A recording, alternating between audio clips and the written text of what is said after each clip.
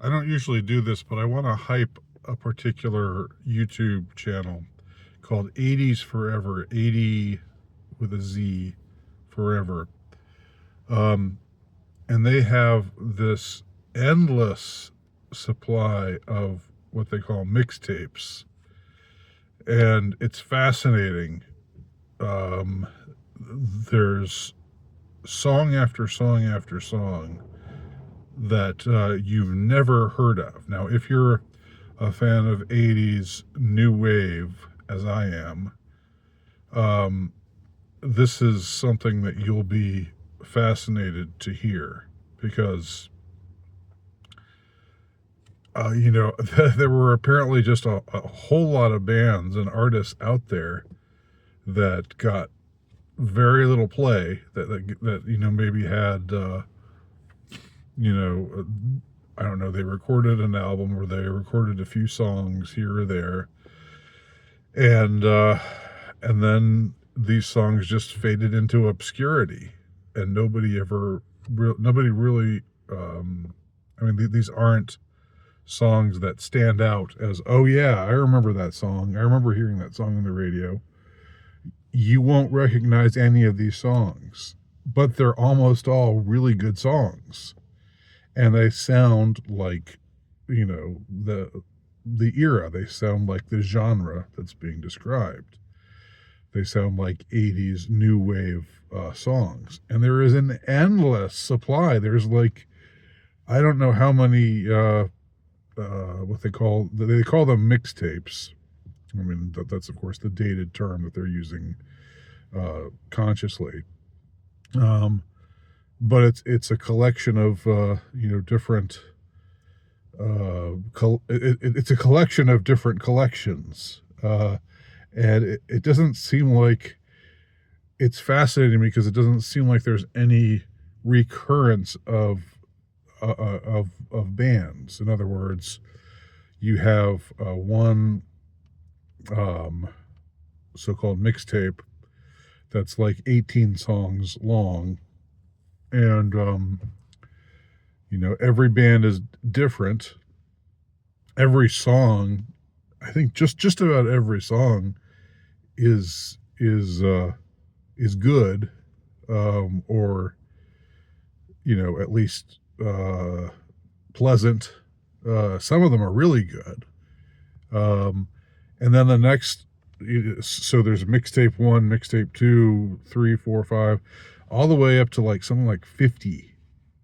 And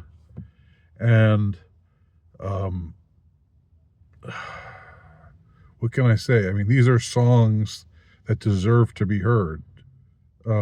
This is as much the architecture of the music of the 80s, of new wave style music. This is they're as much they're as deserving of being heard as Blondie or Devo or Duran Duran or any other recognizable band of the era. But they're not known. And I've been, like, for a couple of times, if there's a song that particularly interests me, and I want to find out about it, sometimes I go to Grok and I say, discuss the song blah blah blah by the band blah blah blah, and it's always something like, oh, so this was a band that briefly was together in Ottawa, or in Kansas City, or in Newcastle, or wherever, somewhere across the Anglosphere, Canada, United States,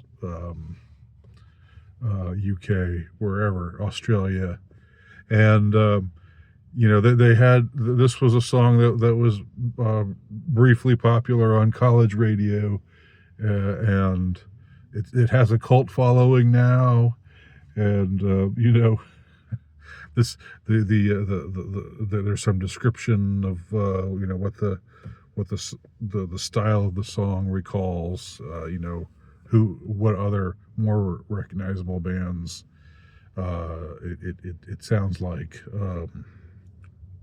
And it's just wild. There's so many songs out there. There were so many bands out there recording so many songs, and these were bands that apparently had access to legit recording equipment, because back in the 80s, you couldn't just, it was a lot harder to just record something in your living room and have it sound professional. In fact, that was not possible.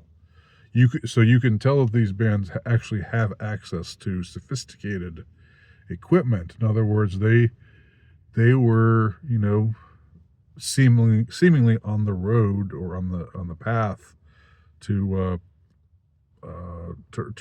recognition or prominence, and some of them had it, to some degree or other in a particular local scene or other, but then they broke up and they were forgotten and they were no more. And occasionally, very occasionally, it's like, oh, this band included this person who later was the sound mixer for the Buzzcocks, or for Bow Wow Wow, or or Adam and the Ants, or something. Occasionally it's somebody who has some kind of brush with or affiliation with more recognizable popular bands from the era. But more often than not, it's totally obscure, and it's just wild to me.